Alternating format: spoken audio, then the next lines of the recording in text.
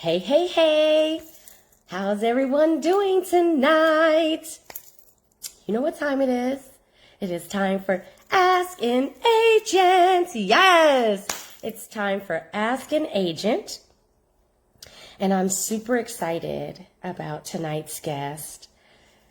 She's phenomenal. She's awesome. Like I said, I'm super excited. So as soon as she pops on, I will be so ready to introduce her to you. So I'm just waiting on her to pop on. And so I want to thank you all so much for watching. I'm just going to give a few minutes for people to come on.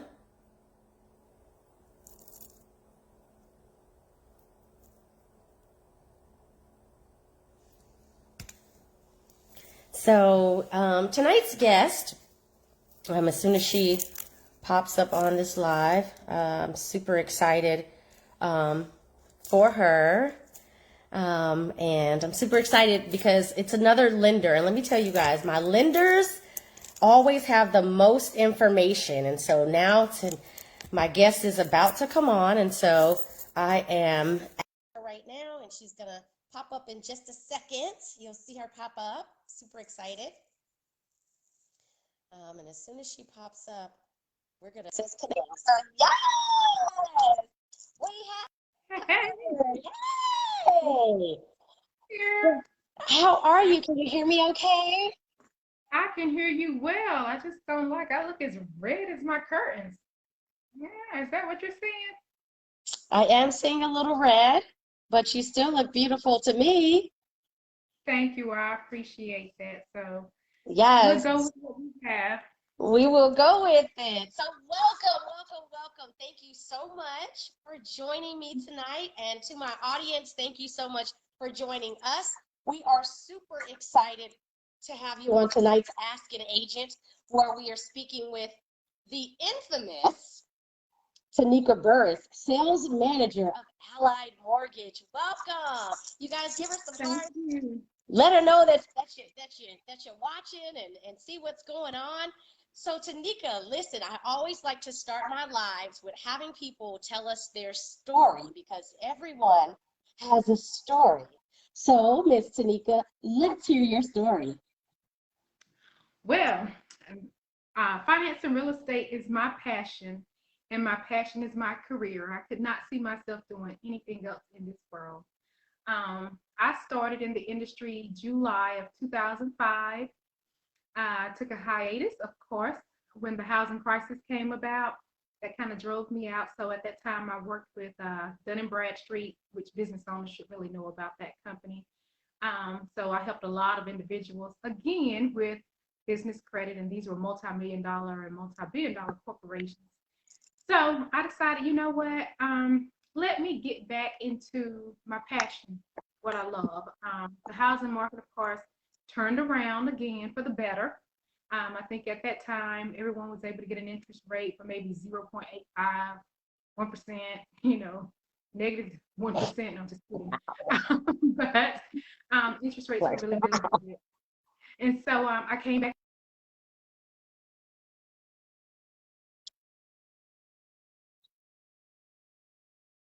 different. It was completely different prior to the housing crisis. Um, Mm-hmm. I adjusted and came back in, and I've really been welcomed by so many individuals. So I've come from being a loan officer to as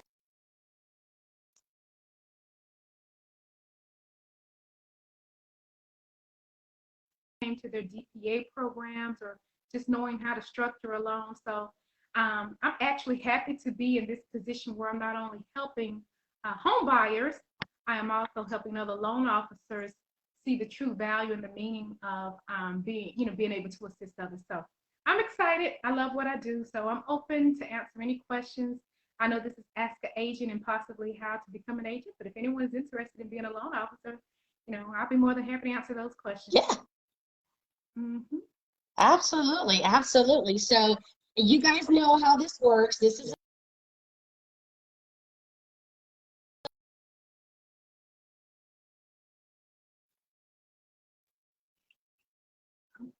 can you hear me? because it said poor connection for a second. I can hear you. I'm actually going to move my curtain because does that help with my pigmentation? I'm still just as red. Okay. Well, I'm You cute with still my are a little red, yes. yeah, I'm cute with my devilish look today. We're gonna go with it. Yes. I love it. So, Nicole. Cool. thank you. You know what? I found these at a little boutique off of Park Road, maybe 2 years ago. I love I like them. Absolutely like love them. mhm. Lead-free and nickel-free because, the way my skin is set up, honey. Absolutely. I have a big Gotcha. old knot on the back of my ear. Oh, we can have You that. you all don't want to know about my ears. But we're going to go Yes. ahead and jump Let's into talk about these Ask an loans and what's Agent. going on in the market. Say that again? I said yes. Let's talk about these loans and what's going on in the housing market. Exactly. So I want to start off because I've been seeing, and I could be wrong, but it looks like interest rates is trying to go up a little bit. Yes, they are. So, they are trending upward. I see the sad face, yes. And this is not the first time they started trending upward. They were trending upward uh, at the latter part of last year. So I Okay. have had a few people in which I've quoted an interest rate in November. We were still able to honor that same interest rate with the new construction now. But what I fear is that anyone that went in under financing last year and they're waiting on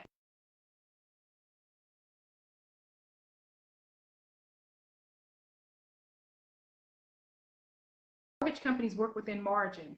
And if the economy and the interest rates change um, by completion date, of course, those mortgage companies have to stay within margin. Otherwise, they're doing the loan at a loss. So, Mm. that trend upward, it's going to change. I don't think it's going to really change the market overall as far as what we see with inventory and buyers. From the information I've read, we're going to see this market in which people are still interested in buying all the way to 2024. So we don't see a slowdown in that aspect. So that's good. That's Okay, good. y'all hear that? Y'all better get your house before. Okay, I'm telling you. She said she's seeing a trend in 2024, but that means we got to find some houses too. Okay, so any sellers, this is my pitch to you sellers. Any sellers out there, contact me. Let's get that free analysis so we can get these buyers a house. Okay. Now, Absolutely. Mm-hmm. Tanika. Yes. Now, my people who are watching this live doesn't work if you're not asking us some questions, okay? So if you have questions, put it in the chat, and we'll make sure that we address your questions. But I did have somebody, when I posted this, that we were going to be doing this live on Instagram, I had somebody ask, well, what about the Hometown Hero programs? Are they still doing that? Yes, that is still available. Hometown Heroes is still available. That's one of the DPA programs out there. It's really kind of big in the Charlotte market, but it is really, pretty much statewide. And it can be layered with other programs. Hometown Heroes are usually for our first responders, teachers, firefighters, police officers, EMTs. EMTs? I guess, yeah. I think that. I Forgive me think if they're I Hometown Heroes. yes, right.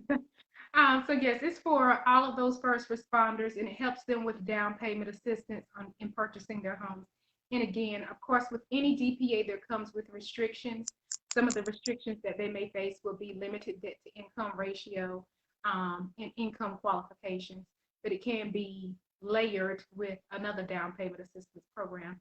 So yes, we do participate with that. One of the perks with that is that second lien that's placed on your home typically is not as long as it would be for another individual. So where someone may have a second lien on their home for 10 or 15 years, that second lien may be for 5 years. Nice. That's good. So Hometown Heroes out there, I need you to reach out to Tanika so she can get y'all some help, okay? Absolutely. Now, I had Absolutely. another question, but before I get to that question, your answer prompted another question, okay? Okay. And so you said you can layer this DPA. DPA meaning down payment assistance? Down payment assistance, yes. Okay, I just wanted to make sure for everybody that doesn't know our mortgage lingo here and our real estate lingo, to make sure they understood what that meant. So down payment assistance, so you can layer it with other programs. What other programs are there for down payment assistance? So in the Charlotte market, there's quite a few, but I'm only going to touch base on the two that I assist with. One of course, is House Charlotte. House Charlotte has several different tiers. One is you can get up to $17,000 if you purchase in a redevelopment area, $10,000, and of course $7,500. And of course the hometown heroes, or in their case, those are individuals that work for the city of Charlotte, and I think it's the county as well, so county officials as well. So it gives them extra incentives also. And of course, then there's North Carolina Housing Finance Agency. Yes, I am one of very few lenders that participate with that. That one we can layer it with that program as well. Now, here's what I like for people to know when they start looking at DPAs, down payment assistance programs, or in some references, you may see it as DAP, down payment assistant program. I believe it's the same thing, but it's just referenced different ways. Is that is a second lien on your home. So I'm a numbers person, and I like for people to understand what that means for them. So in an instance where, and I'm just going to make this as simple as I possibly can without complicating it. You found a house and it's $200,000 sales price. You receive 100% finance and maybe a USDA loan or whatever the case may be. And your loan amount is $200,000. So right now we know there is no equity in the home if the appraisal comes in at $200,000. All right. The purpose of a down payment is to give you some sort of equity in the home. So if you decided that you wanted to layer these down payment assistance programs and you have one for $10,000, now you have a $200,000 lien and you have a $10,000 lien on the property. And now you want to layer it one more time with maybe the state of North Carolina's $8,000 program. So now you have three liens on your property. Your first lien for $200,000, your second lien for $10,000. Well, actually, the $8,000 lien is going to be your second one because it came from the state. So, okay. And the $8,000 lien, and then the $10,000 lien. So when you turn the key to that door, you have $18,000 negative equity in your home. So this is why I try to stress to individuals that have 401k, that may have stocks, or can receive a gift from a family member. Even an employer can gift you money to purchase a home. If you can utilize any of those resources, absolutely utilize them. I'm not against a down payment assistance program because I believe in home ownership. So I don't want anyone to say, well, she's discouraging me from the DPA. No, I like to give facts because right. Nicole or I would not provide you the best service if we did not provide honesty and transparency with those financial numbers. Absolutely, absolutely. You have to understand. You have to know that it's a lien on your property. You have to know that there's a time frame that they're going to have that lien on your property. You have to know it's a higher interest rate as well than the nice low interest rate that you're already getting. It's still low, but it is slightly higher. And we just want to make sure that we are here giving you the information so that you can make an informed decision.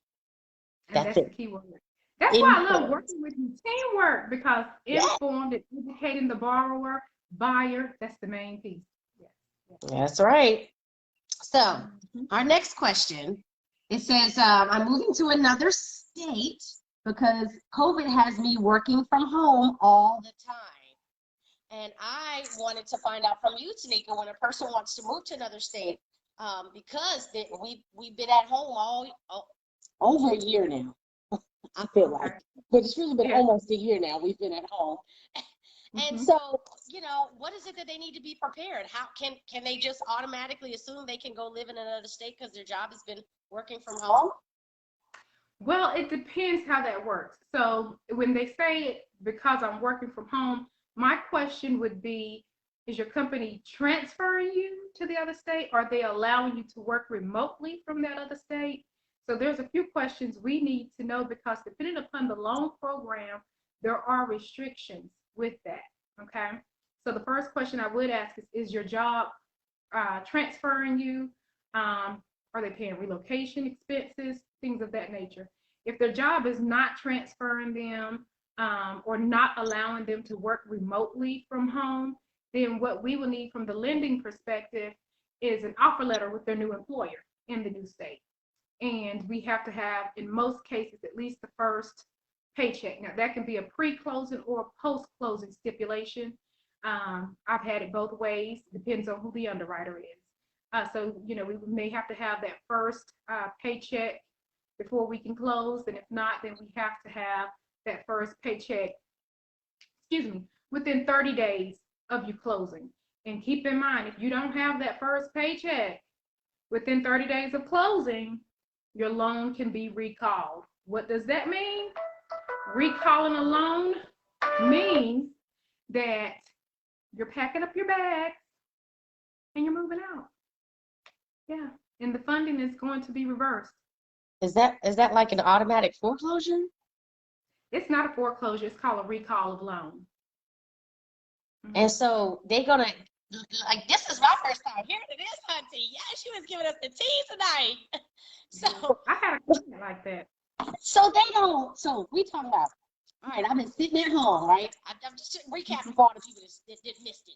I'm sitting at home because the state shut down for like 3 months, and we couldn't go into our offices. And my company has not said we have to come back to the office. So I might as well buy a house in Atlanta. I'm working from home anyway. And you're saying that if I don't have a letter from my company saying that I can do that, or an offer letter from my new company, you can take my house away, or rather, recall my loan, so then I don't have a house? Not exactly that way. Because we have to have the letter from your employer stating that you can work remotely before we ever fund the loan. What I have had, and I'll give you a situation, I had this almost 2 years ago. So the individuals were moving from another state to North Carolina, and we had to have an offer letter from their new employer. Okay. And they provided an offer letter to us from their new employer in North Carolina. But what they did not tell us was that they actually did not start the job. Yeah, they didn't tell us that. So, the underwriter required that we had to have a pay stub within 30 days of closing. There was not a pay stub to provide because they didn't tell us that they did not move forward with the first day on the job after closing. This is why so many lenders and underwriters are hesitant to give you post-closing stipulations, because most people think that, oh, I have the keys, it's recorded now, this is my house.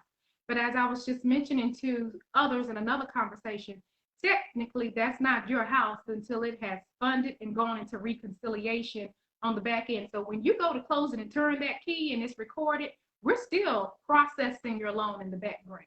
And that takes an additional 60 days. So in this scenario, that person didn't give us they gave us the offer letter, of course, but they didn't produce the pay stub. So I had to reach out to them and let them know, hey, we need this pay stub in 14 days because that much time had passed. Otherwise, we will recall your loan. Wow. And they didn't get that. They didn't give us a pay stub from that job, but they got a job fast. Job pretty fast, and they provided us with the pay stub that we needed that showed the same pay rate with the job offer that they provided. So yes, it's tricky, Phil. It's a lot of work and a lot of information on the back end. But yes, definitely make sure that you're always transparent with me and Nicole, because we're on your team. We fight hard for you. Yes, we are here for you all, okay? Like, understand, like, lies do not help us at all. Y'all know me, I'm straightforward. I'm gonna let you know, lies do not help us at all. We're here to help you, okay? We want to see you in a home. We don't get paid till you get in the home, okay? And we like to do things the right way, not the shortcut way, the right way. Absolutely, absolutely. So Nicole, I do have a question for you, because I know some individuals that are close to me. Well, this is Ask an Agent. Yes, it is. I just love you. So if I wanted to become an agent, I know that I've heard different um, jargon, I guess, or different terminology about being a provisional broker and the time requirements now. I think something about 18 months, and now you can break it up. So, what is that all about? Okay. So this is strictly for the state of North Carolina. I want to preface this answer by saying that because I am licensed in 3 states, North Carolina, South Carolina, and Georgia. So this answer is strictly for North Carolina. North Carolina is a broker state, a broker licensed state. So the license that every person gets in North Carolina is a broker's license. So when someone in North Carolina says, I'm a real estate broker, they're a real estate broker. That's because that's the only license type that we have in the state. Okay, but there's 2 types of broker license: provisional and non-provisional. Provisional means you don't know nothing, you knew, okay, and somebody is watching over you. Okay, so you're provisional. Okay, to get rid of that provisional broker's license. Now, I've had my license a while. Back when I got my license, okay, you had 3 years to complete 3 additional post-license courses, okay? Now, I'm told, or at least pre-pandemic, it had been switched to 18 months. Now that we are in the pandemic, it's a little bit different, and quite frankly, I don't know what that is, okay? And I don't know it, again, because I'm not provisional, and I don't hire provisional brokers. Okay. Why don't you hire provisional brokers, Nicole? Because you don't know anything. And that's not really the answer. Okay. But there's a higher responsibility for the broker in charge on a firm when you're a provisional broker. Okay. You will feel like that broker in charge is breathing down your neck. You'll feel like they're micromanaging you, and all they're doing is trying to make sure you're doing everything right so that they don't get in trouble when you mess up. Okay. And so a lot of people, someone asked this earlier today, well, how long do I have to be an agent before I can go out on my own?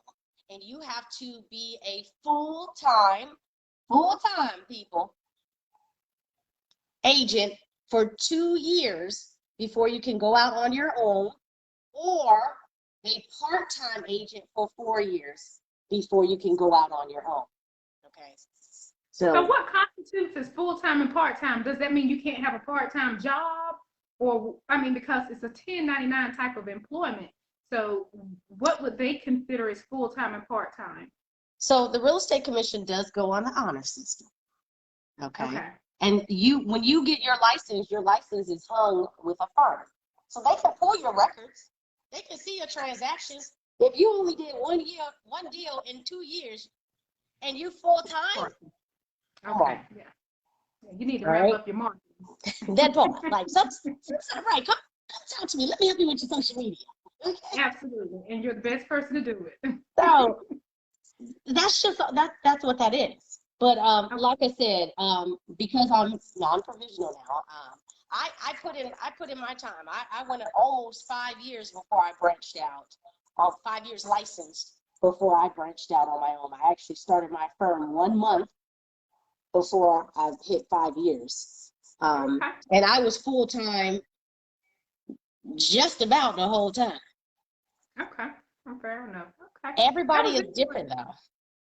Yeah, that was interesting because, I kind of heard that and I was reading about that. And I guess it's because I've had quite a few realtors reach out to me in regards to becoming a loan officer. And, you can do that, but you would probably want to be with a broker shop as opposed to a bank or retail lender, because anyone that offers government loans, they're not going to allow you to have an active real estate agent license and have an active loan officer license. So, wow. Yeah. So they won't That's allow good to that. know for those of y'all that was thinking about stepping your toes over to the other side. That's real good to know. Okay. So let me see what other questions we have here. Well, I did have a question. Okay, come on. Actually, Ask an agent, yes. if you've heard my phone in the background, so I've had a question and it was about the market. So in regards to home inventory, Hmm. how long do you expect there to be an inventory shortage for buyers? How long do I predict Yeah. until these interest rates gets up out of these twos, threes, fours, and fives? Yeah. Okay. I tell people to follow the interest rates Right. because what's going to happen is when interest rates really start to rise, buyers are going to pull out of the market because they're going to, Hmm. it's no longer going to be cheaper for you to have a mortgage than to pay rent. And they're going to Absolutely. pull out of that. Well, I might as well keep renting if the mortgage is going to be so high for the house that I want, you know? Hmm. So definitely pay attention to interest rate. That's my advice. Okay. Hmm. And Well, you that's know what what, I'm since going you said that, if you recall, because we've been working together for to several years, but if you do. recall, I think about 3 years ago, interest rates were like in the fives and the sixes, and people were still. By the way, if you still have a 5 or 6% interest rate, we need to talk about a refinance. Okay, make Yes, sure I get. But they were exactly. still buying. You People all were were, still inventory issues. we were not having inventory issues like we're having now, okay? Right, Because back right, then, right. when you sent me my first client, my client could take a couple of days to decide if she wanted to put an offer in, okay? Now Right. you better hope you can take a couple hours to decide if you want to put an offer in. I had a That is young true. lady just this weekend. We're going back and forth on a house, and we talked late at night. I sent the offer over. The next morning, she said, "I think I actually want to change my amount." And I said, "Okay, I'm in a meeting.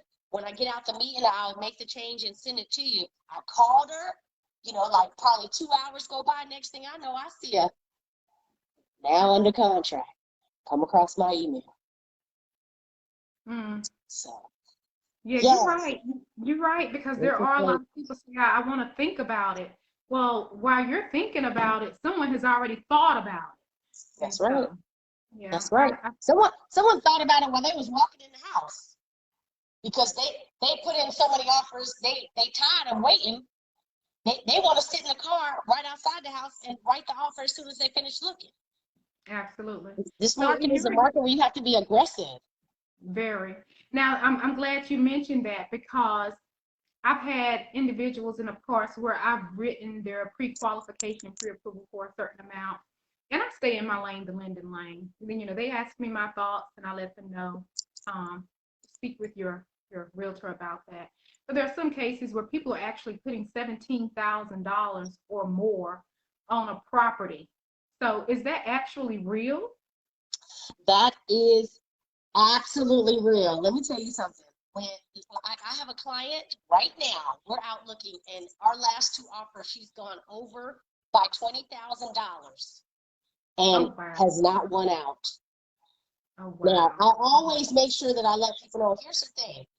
You go over as much as you want to, okay? I said, you're going to have an appraisal issue, okay? And what you have to understand is the seller is not obligated to lower the price down to the appraised value, okay? Right. And if the seller's not willing to lower the price down to the appraised value, are you willing to pay the difference? And if you're not willing to pay the difference, that means you lose your due diligence fee. Well, what's due diligence fee, Nicole? The due diligence fee is the amount of money that you're saying, hey, Mr. or Mrs. Seller, for taking your home off the market, allowing me time to investigate, secure my loan, do my inspections, essentially do my due diligence. I'll give you X amount of money. And although that X is negotiable, anything less than that $1,000 these days is not flying. So you're going to be losing Absolutely. at least $1,000 At a under minimum, a yes. certain price point. And that price point is under 250. If you're over Right. 250 and you're only offered $1,000 in due diligence, you're not getting it. That's absolutely true. That's true. That's why it's so important that people now understand that they need to come to the race horses with skin in the game. They need to bring something. So when someone asks me what do I need, I tell them at a minimum, bare minimum, assuming that everything else is paid for through gifts, you need to have a minimum of at least $3,000, bare minimum, to just cover your earnest money and due diligence appraisals and any inspections. And at that point, you're possibly walking away with zero and you're relying on down payment assistance or gift funds if you have nothing else. But, again, purchasing a home is not free. There's a lot of DPA programs out here, but what people tend to miss is that word assistance. That's the key part. The way that is. Right, and they think just because I can get down payment assistance, okay. Can you hear me? I think we froze for a second. We did. Okay. So I was saying just because it's down payment assistance, it doesn't mean that you don't have to bring money to the table, like Taneka was saying. Okay. When you work with me, she said you need to have $3,000. That's a requirement. I don't get started with people that don't have $3,000 saved. And when I say saved, I mean in a bank account that we can trace, in a asset account that we can trace, in a 401k that we can trace, in something other than under your mattress, in the coffee jar, in the cabinet, in the freezer, in the safe, anything other than a bank account. So you mean that big old piggy bank I have with all of that money that I've been saving? Not gonna work, ma'am. I'm gonna leave my money in the bank. I can't use my $40,000 in my piggy bank.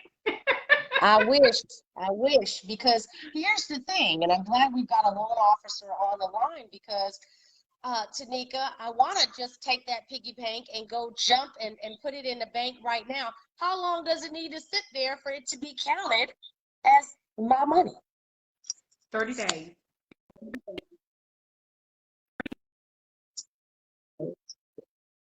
Days of seasoning when you've gone under contract and they're expecting to close in 30 days. So believe it or not, I've had those issues where, oh, I have the money and I can ask a question so many times. Okay, where is the money? Oh, it's my money. Okay, your money. Where do you have your money? I have it saved. Saved where?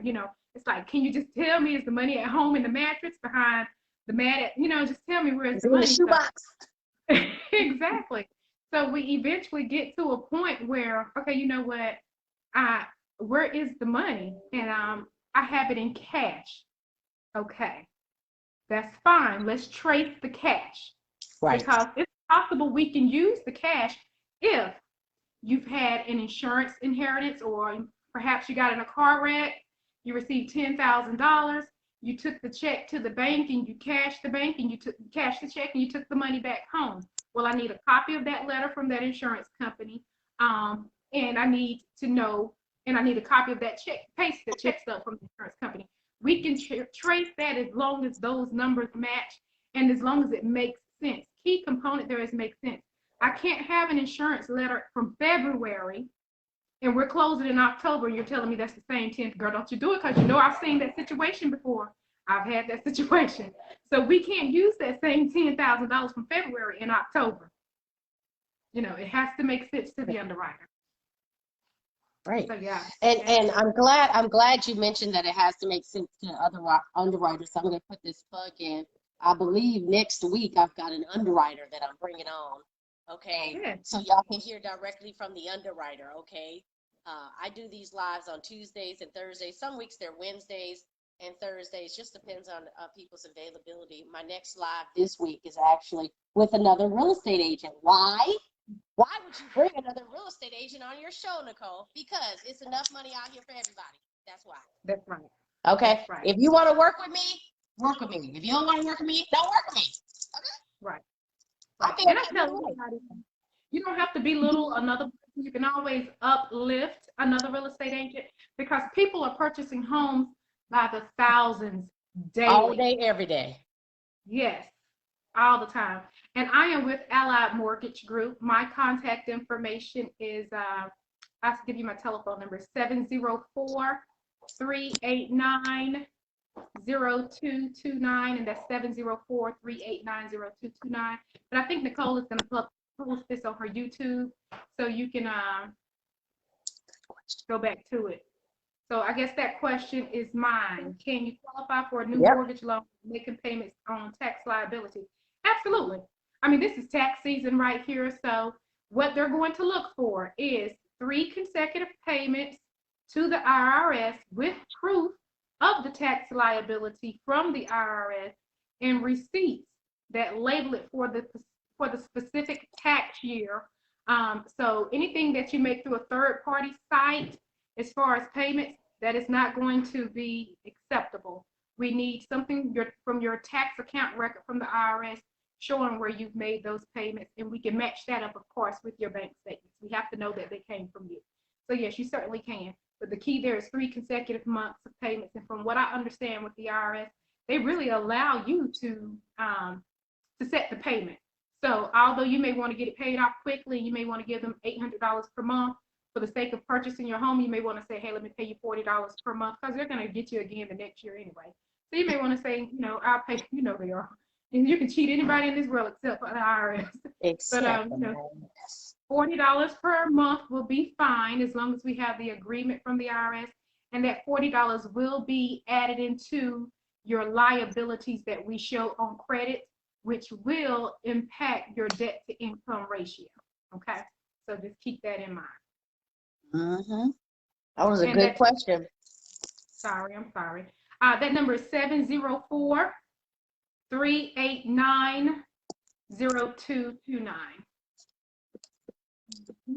I'm gonna put it in the chat. 704-389. 0229. You're welcome. And if you don't remember anything else, remember it's the red girl. The little devilish looking girl. Look, the widow's is even better. Oh, goodness. Oh, Taneka.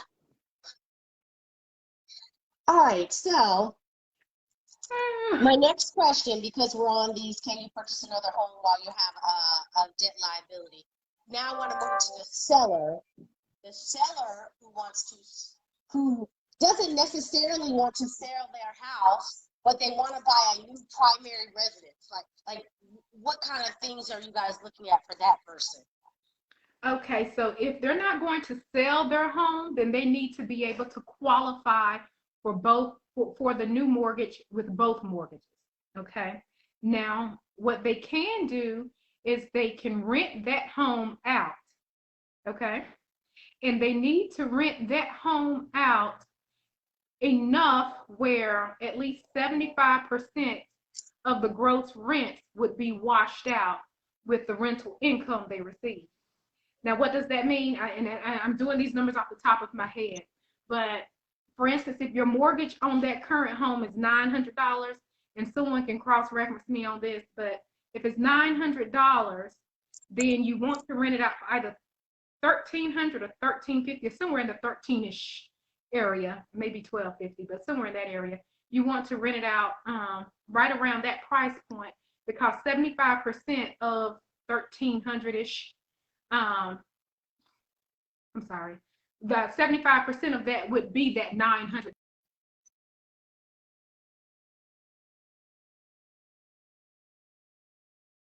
The underwriter will require a signed lease from you and your new tenant.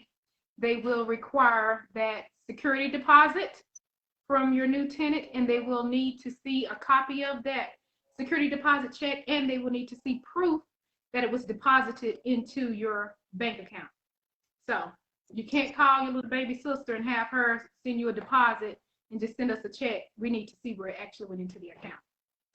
Now, Taneka said something that made me prompt something else that a lot of people don't know. For those people out there that decide they're going to property manage their own property, she said your security deposit has to be in your account. North Carolina law, not real estate commission rules, North Carolina law says that money has to be in a trust account. For a lot of people out here that are doing self-property management of their own properties don't know that that's not a real estate rule for just realtors. That's a rule for you as a regular person. That money has to be in a trust account. Okay? So True. I know you're like, oh, well, I can go deposit it in my regular personal checking account. No, not the security deposit. And why? Because the security deposit is for the property. If something happens to the property, but if nothing happens, you have to be able to give that person their money back. Okay? And not like trying to figure out how you're going to get it because you had spent it on some Christian Louboutins. Mm-hmm. And Nicole is absolutely correct. Or some cool Hans for my men out there, okay? That is correct under the landlord and tenant law for North Carolina. But this is where she's correct. So not to discredit what she's stating, but just to let you know, the underwriter, they don't care whose account it is. They just want to see the bank. Right. They don't. They don't. Right. Yeah. But you don't want to, Get be caught. found. Yeah. So you may want to go ahead and open up that second account somewhere and just say, hey, now the trick to that in the underwriting world, if they open up that second account to put that in there, then guess what the underwriter is going to look for? 60 days of bank statements Now, we on got a that. question. Can you get a trust account as a non-provisional broker? That is a very good question of which I do not know the answer, okay? Because most people that have trust accounts are BICs of their firm, okay? The firm itself is the one with the trust account. But I would say the answer is yes, you can, because if you was renting out your own house, you'd have to have a trust account for the security deposit. So I just figured out the answer. Yes, you can have a trust account as a non-provisional broker, okay? But you can't hold let's see, other people's money, because as a non-provisional broker, your license is still held underneath a brokerage. So, for example, if somebody's giving you their earnest money, it's not coming to you in your trust account. It's coming to your brokerage trust account, and that's the firm that your license is held with. Hope that made sense. All right, good, good. We are almost finished with our live here. Any other questions out there? Because I have some more if you don't. Look, I'm super excited. Tanika, you have just been a wealth of knowledge. And for the audience out there, we started doing these lives, or I started doing these lives because I wanted to make sure that there was a way that people could get the information about real estate, period.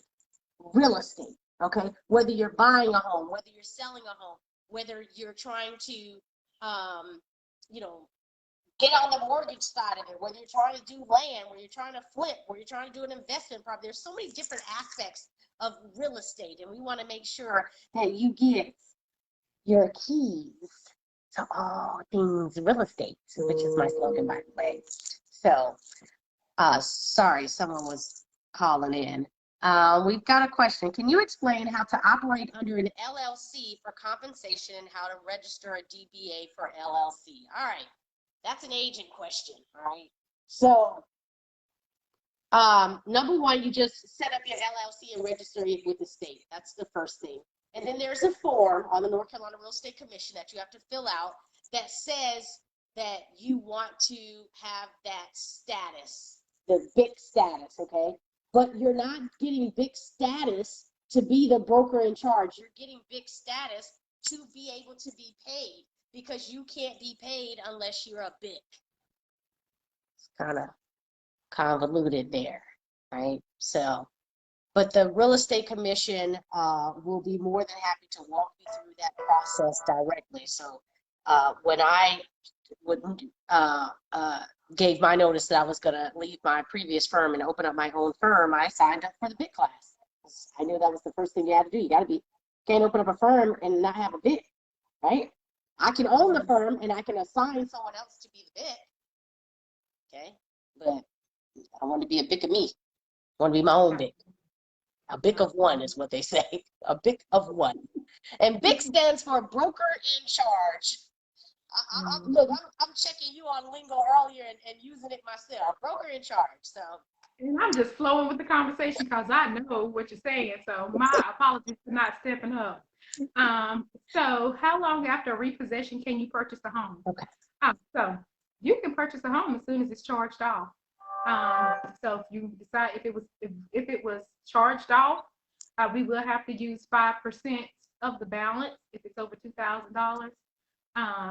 If it's in collections, we'll use 5% of the balance if it's over $2,000 for the most part. So that's not anything that's going to hinder you from home ownership. Home ownership is not as difficult as people think it is. 15, 20 years ago, there were a lot of hoops that you had to jump through. Excuse me, not 15 years ago. 15 years ago, we were giving out homes with stated income and handwritten W-2. Yeah, That part. You didn't have to prove nothing back then. Right. This is 2021, so sneak come back. In the 90s, you had to jump through a lot of hoops to purchase a home. And people think that it's a very paper intense process now. It's not that much paper intense. It's just sending the right type of documents. Some of the most repetitive requests come from sending your bank statements, and it's pages 1 through 8, and you send page 1, 3, 5, and 7, or you send all 8 pages, but you don't send that one blank page, or you send the pages 1 through 8, but in the top corner or the bottom corner it shows one of, and then we don't know what the of is. So it's just kind of yeah, it's just the little nitpicky pieces that makes it seem so intense. But as long as you send your financials and your financials match what you put on the application, you should be fine. Before you go to the next question about sending what is asked for, send what is asked for, nothing more. Okay, because sending more than what is asked for can open up a whole nother can of worms that we're not trying to open up right now. Absolutely. This is a case where less is more. So less is best. So right. When you use 5% of the charge off, what do you mean exactly? So again, I don't have my handy dandy calculator with me. So let's assume that you have a repossession that's a charge off of $10,000. What's 5% of that? What, $200? And if that's not right, then please don't laugh at me. $500. Okay. 5% of 10,000 is 500. So okay. Okay. All right. So that lets you stop in the code. I'm not the numbers person. That's why I'm not in mortgage. I know how to cash my check and make sure it's right, and that's it. Okay. And that's why we depend on the loan operating system. So don't call me and ask me about your loan if I'm not staring at it. Okay. Right. So, no, I'm just kidding. But yeah, so it would be $500. So we would use $500 as the monthly payment, and that $500 would be calculated into your liabilities. And that can definitely knock you out of what is called DTI, and debt to income ratioing. And what is debt to income ratio? Because I've used that terminology quite a bit. Debt to income ratio is simply taking your liabilities that show on credit, along with your new housing payment, along with the escrows that are involved with that, and dividing that number into your gross monthly income. Well, what is gross monthly income? That's the money that you make prior to bringing any money home. So that's before tax. Before Uncle Sam takes a piece out, when you get that nice paycheck and it says $8,000, but you only bring $3,000 home, we're looking at the $8,000. Yo, those days. Those days. Let me tell you, when you're a business owner, though, you have to be responsible for your own taxes. I'm glad you talked about that, because a lot of times we as business owners, we want to buy a house, and we've been writing things off on our taxes. Taneka, speak on that for a little bit. I have to be mindful of how I speak on that, because I'm not a certified tax consultant. But what I will say is that as a self-employed individual, we do require, in most cases, 2 years tax returns, and we take the average and divide it by 24 to get your overall monthly income. Now, I had this conversation today with someone. So, what shows on your taxes? And for instance, I just use a fake number. Well, my taxes show that I made $70,000. Okay, is that your sales or is that your actual income? Because there's a difference. If you made $70,000 in sales and you wrote off $65,000 in expenses, then you made $5,000. And what I was wanting to share with that individual is that a lot of people will go to tax consultants, not necessarily CPAs, or they will go to their friend that has a friend that does taxes, or someone that they know, and they have no idea what is going on with their taxes. They don't know. So if you are a business owner of any type, I beg you to please have some type of knowledge of what is going on with your tax return, especially if home ownership is in your future, because for all you know, you're operating in the negative simply because you don't have a tax liability that year, or they were still able to get you $5,000 back even as a business owner. Well, that's going to reset your clock, because if in 2019 you wrote off all of your expenses and now you're trying to recoup for that in 2020, 2020, we need the truth on those tax returns. So I'm not telling anyone to embellish anything, but whatever you show on 2020 has to compensate for 2019 and 2020. And Lord forbid you ask for a down payment assistance program, it has to compensate for 2018, 19, and 20, because those programs require 3 years tax return. So just be mindful and have some sense of knowledge of what's going on with your tax returns, please. And I hope this info is helping you all. You know, I'm not seeing any hearts or likes or anything. So I hope that this is helping somebody out there.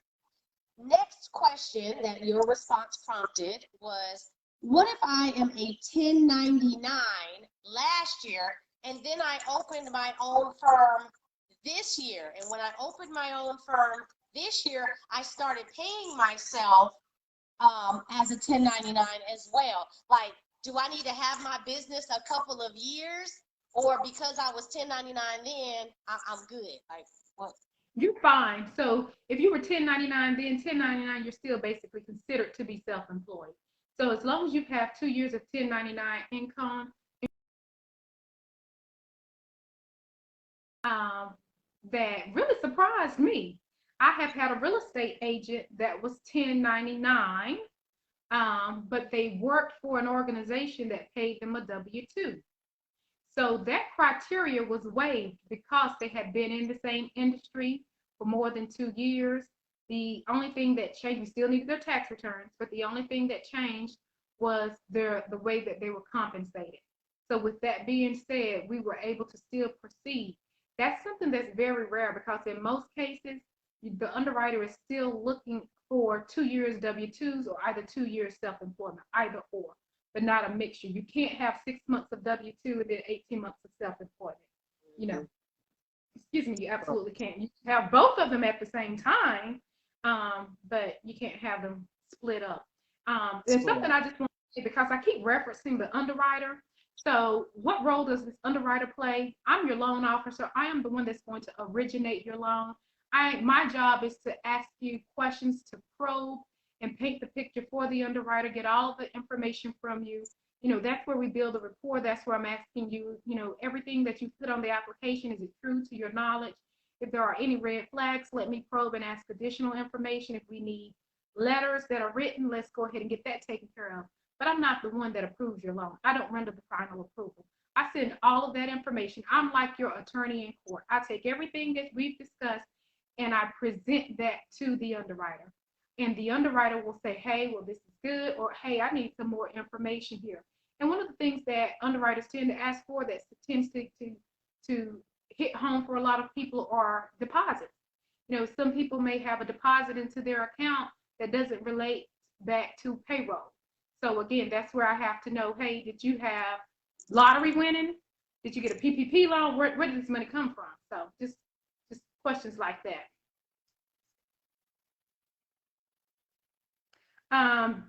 Your debt to income ratio. So what's the question? Is the amount of house you qualify for based on your debt to income or just your income? So your debt to income ratio is based off of your income and your liabilities. When I say liabilities, that means the debts that you are paying that show on credit. So if you have a personal loan and that shows on credit, we're going to take that monthly payment of $100. But if you have a Duke Power bill that you hadn't paid and it's showing in collections, we're not taking that. You know, especially if it's like $200. But with that being said, just so I won't confuse anyone, if you have a total of $2,000 or more in collections, then we will go through and add 5% of the balance for each one and put that into your debt to income ratio. Now, I'm glad you asked that question, because then it leads me to another question that people say, well, my student loans are in deferment or forbearance. Now, when I give you this response, this is not my response. This is not my response. This is the Federal Housing Administration's response. This is Fannie Mae's response. This is Freddie Mac's response. So, I mean, basically, that's what they don't care that it's in forbearance or in deferment. You're not going to get their money for an education and get their insurance and money Right. for a house as well. Why? Because many, many years ago, they allowed that. And as soon as a person decided that they didn't want to pay their student loans anymore and they had this new housing payment, they would file for a hardship. And as a matter of fact, I hardly ever hear that term anymore.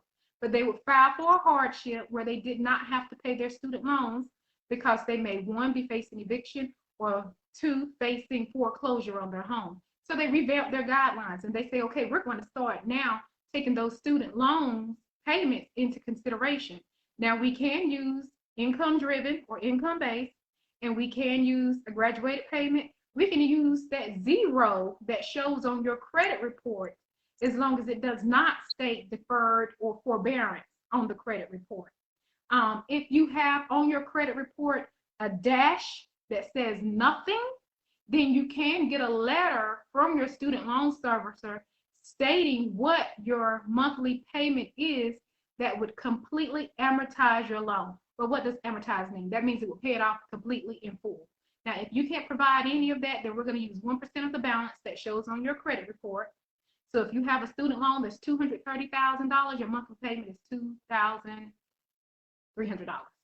I did good on my math. Or we're going to use that letter that came from your student loan servicer that says the monthly payments that, and this is the standard repayment amount, okay? At this point, we're not using income driven, we're not using graduated payment, we're using the standard repayment amount.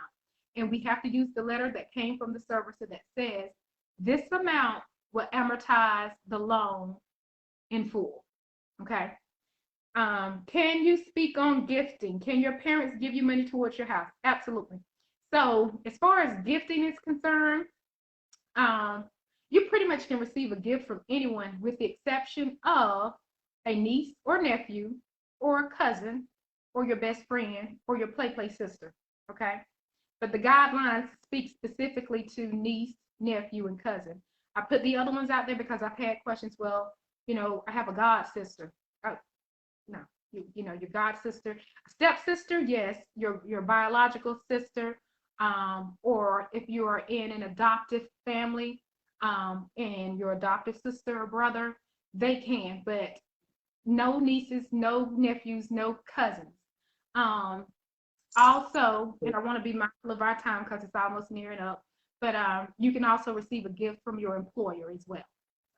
What if you're the niece or the nephew? Can auntie and uncle give it to you? Auntie, you know what? That's as crazy as it can be, but your auntie and uncle can gift you the money. But Okay. if auntie and uncle be like, I gave you money last year for your house, can you give me money? No. You can't. Okay. Mm-hmm. Okay, good, good. Well, we definitely want to be conscious of everyone's time. Thank you, everyone, for all the questions tonight. Thank you, Taneka, for joining us tonight. We will definitely have to have you back really soon. We really will. But ladies and gentlemen, this has been our hour. Our next live is going to be happening on this coming Thursday. Again, it will be with another realtor, and so that will be tag teaming some issues to handle in this multiple offer situation. Next week, I've got another realtor who's going to be on that will be talking about land and different land deals, and she's written a book, and she's been the lifesaver to me. And so I just see one question pop back up. So this will be our last question before we go out. It says, is it better for student loans to be in repayment status over any other status, meaning not deferred or not income-based repayment status? And that's you, Taneka. No, it isn't better. Your student loan can be in deferred status. It can be in forbearance. It doesn't have to be in repayment. You can still be in college and accruing more student loans. So no, it doesn't have to be. And is that lender specific or that's the general? That's the guidelines for the agency. So that's not lender Okay. specific. That is agency guidelines. Awesome, awesome. Well, again, thank you, Miss Taneka Burris. We really appreciate all of the nuggets that you've dropped on us, all the answers to the question that you provided. Ladies and gentlemen, if there's nothing else, we will bid you good night. Thank you for joining us. Bye. Thank you. Bye-bye.